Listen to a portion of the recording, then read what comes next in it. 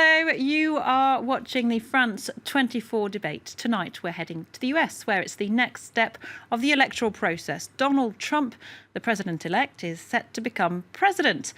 Well, that is, unless there is an absolutely huge upset. 2016 has seen a few of them, and the Electoral College doesn't, if the Electoral College doesn't do as expected, which would be necessarily a big surprise for a lot of people and cast a majority of votes for him, well, that could just be another huge upset. The magic number, of course, to win the presidency, 270 Electoral College votes.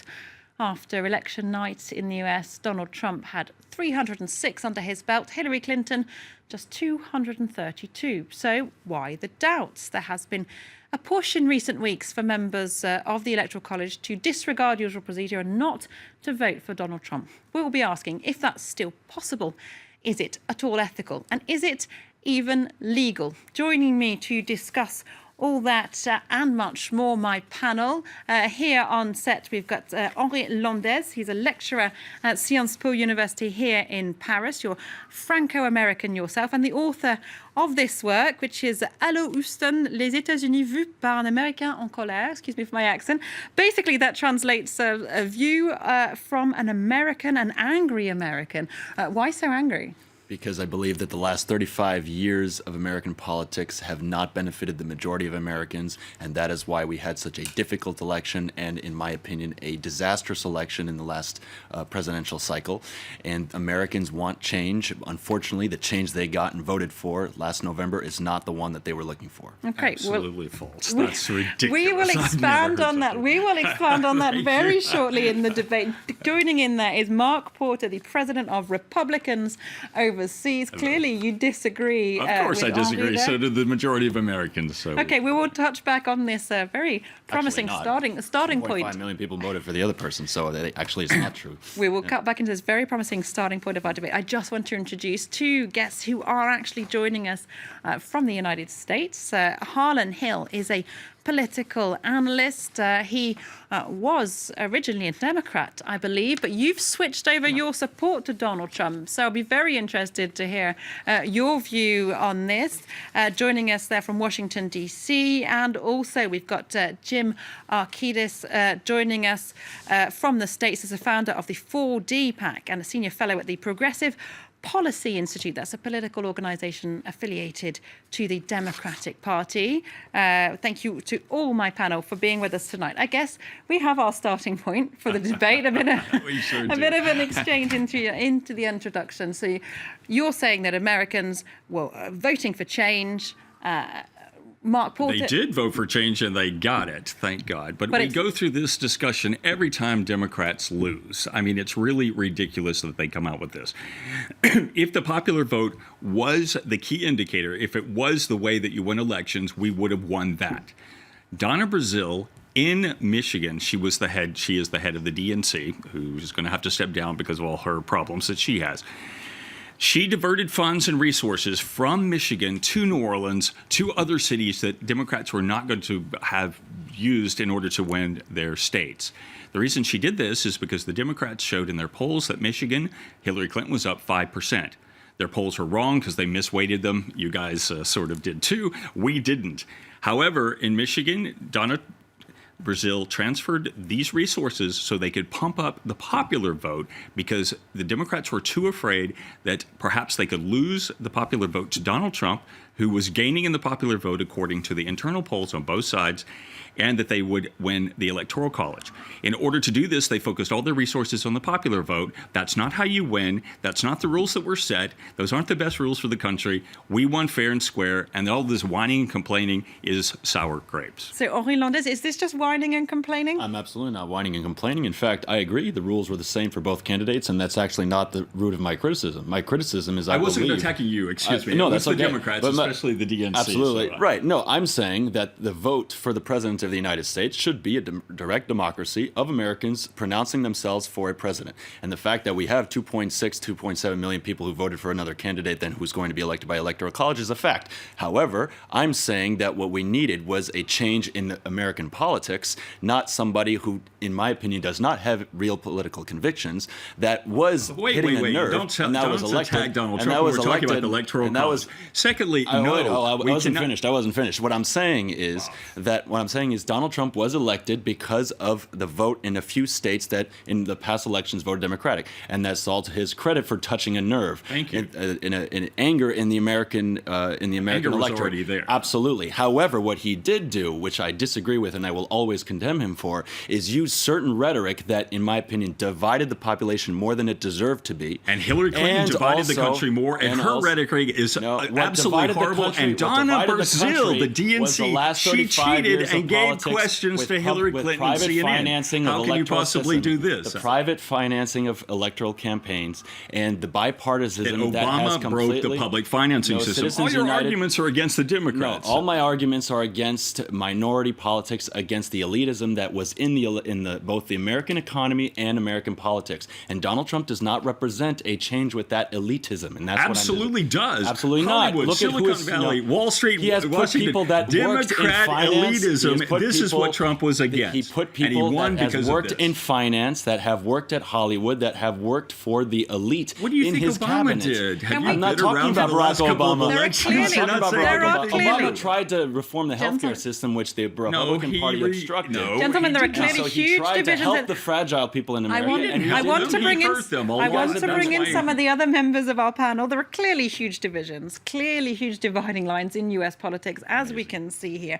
I want to try and hone this in a bit to what is happening, if we can, with the Electoral College. Harlan Hill. Now, as I believe you're joining us from New York City rather than Washington, D.C., a political analyst. What do you make of this argument that Americans wanted change? Some people, is it a minority of people, I believe, at this stage, saying that reflecting the very divisive nature of this debate, that the Electoral College voters, the electors themselves, should use their conscience and shouldn't necessarily stick to the results of the election. They should use their position as electors of the Electoral College to find someone who's perhaps less divisive for America. Well, let me first say that the discussion that we just heard is perfectly emblematic with why there's so much dysfunction in Washington and we're not actually getting anything done. Let me also say that coming up with a laundry list of excuses for why Democrats lost that don't actually identify any of the policy shortcomings of Hillary Clinton's campaign is also a mistake. We've heard every sort of conspiracy theory and excuse out of Democrats, everything from Director Comey through the election to, the Russians hacked the election, to the Russians influenced the election through propaganda, to, all Trump voters are racist, homophobic, Islamophobic. The data doesn't back up any of those claims, but yet in the mainstream media and across basically the entire political spectrum, aside from Trump voters, those are the excuses that you're hearing. And when you drill down, what we actually know from this election is that the reason that Hillary Clinton lost, the reason that the electors today will not cast their votes for her, is because she had zero plan to fix the job and the economic prospects of voters in the Midwest. If she had just come up with a plan, or if she had articulated any sort of message to speak to these voters in Michigan, Wisconsin, Pennsylvania, she would have won the election in a landslide, both in the popular vote and the Electoral College. But because she was so, high on the internal polls and the message that her advisors were feeding her, they totally overlooked what was really a gaping hole in the Democratic blue wall. And look, let me get back to your original question, which was on the Electoral College.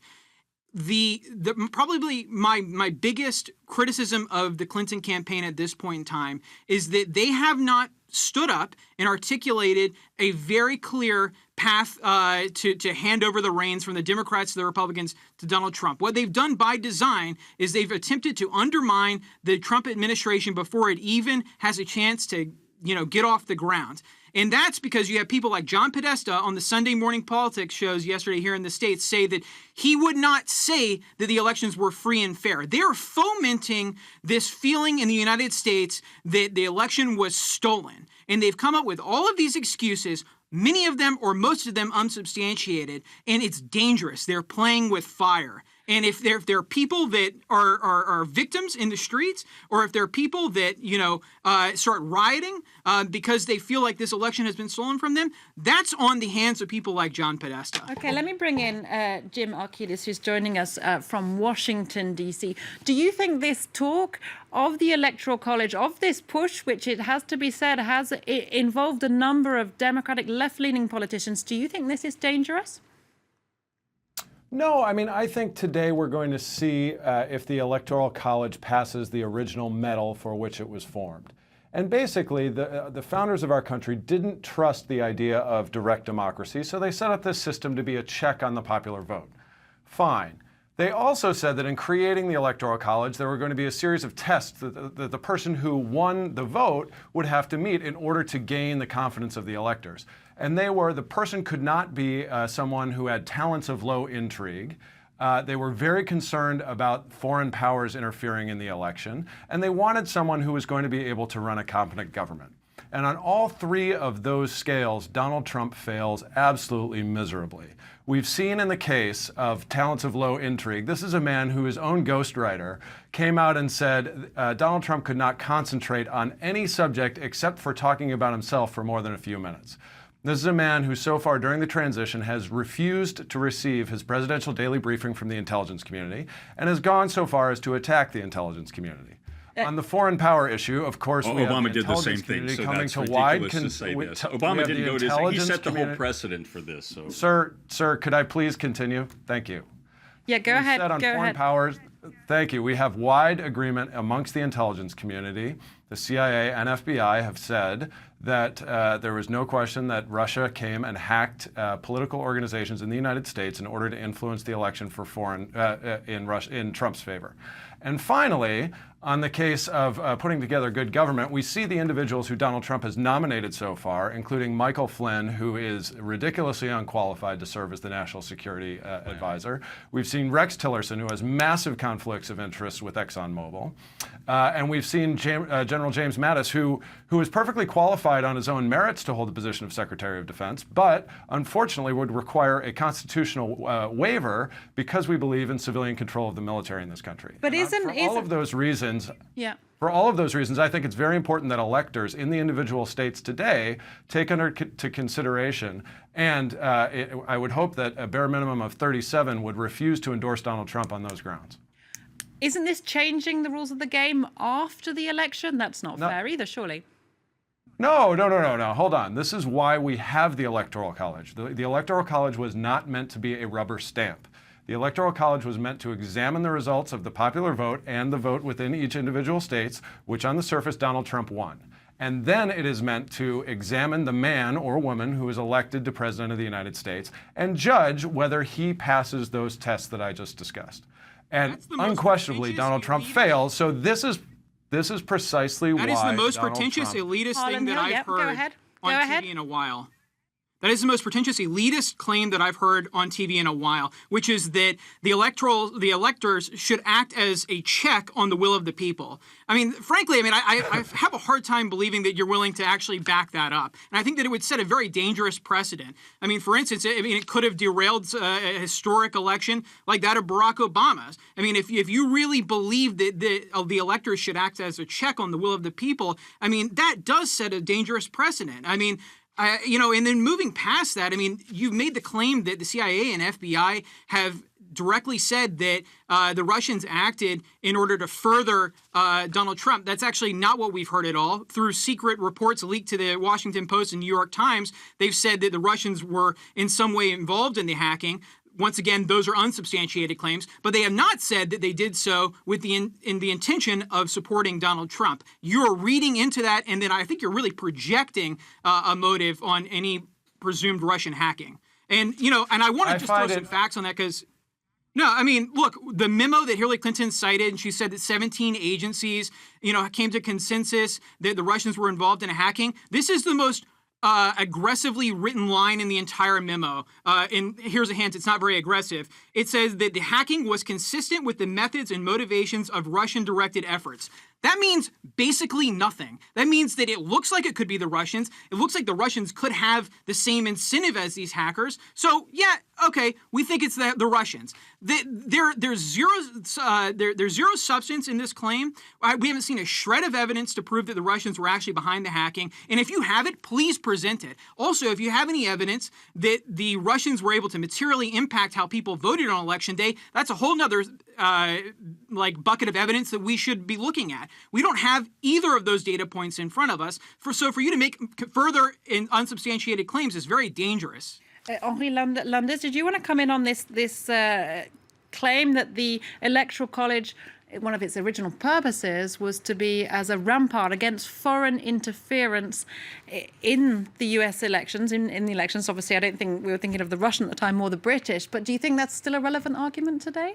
I think the Electoral College, well, I know the Electoral College was an amendment from 1804 when the United States was a very different place, when there were 13 states and we had 5 million people, and it was supposed to be a safeguard against factional candidates and to kind of protect the United States from being run by an unfit president. I do believe that Donald Trump is not fit to be president, but I'm not saying that we focus on that today. I'm focusing on the abolition of and the reform of the Electoral College. I agree with Mr. Articus's interpretation of the Electoral College, but I believe the problem is that the American people are not voting directly for their president, and I believe that that's what should be done in the near future, and that's what's most important today. Even if we do find clear evidence of hacking by the Russians in the American election, what are we supposed to do now?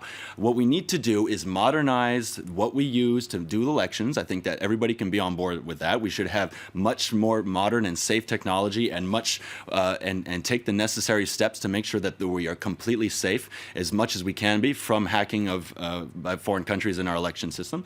And we should then reform the Electoral College, because it's about time that we had a little more unity in this country, and that is actually a first step towards unity, a president that is elected by the people. All right, we're going to talk very much more with all our guests about reform. I can see a few of you want to come in there. You don't have to be disrespectful, but sir. we're going to talk more about. With you. We're going to talk about electoral reform. We're going to talk about electoral reform. We're going to talk about reform of the Electoral College. When we come back, we're going to take a break now, and we're going to get the very latest international news here on France 24 before coming back to the France 24 debate.